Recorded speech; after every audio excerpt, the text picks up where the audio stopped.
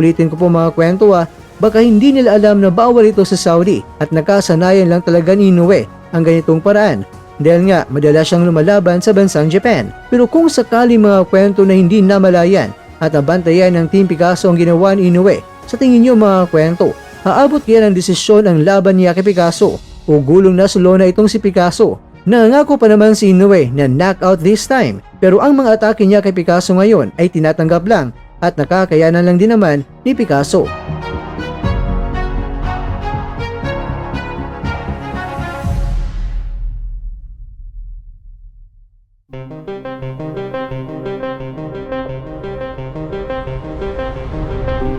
Mga kakwento, ang insidente sa Riyadh ay nagsilbing babala. Hindi sapat ang lakas kung ito ay nakasandal sa iligal na paraan.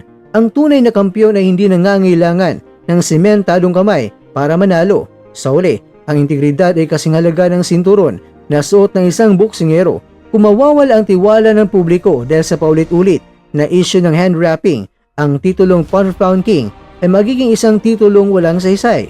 Pero dahil nakasanayan na ni Inoue ang pamamaraan niya dahil madalas lumalaban sa Japan, ang kagawian ay nadala niya sa ibang bansa. Pero ang tanong mga kwento, bakit raw hindi alam ng buong team ni Inoue na bawal ang pamamaraan ni Inoue sa Saudi? At kung hindi pa pinagsabihan at binantayan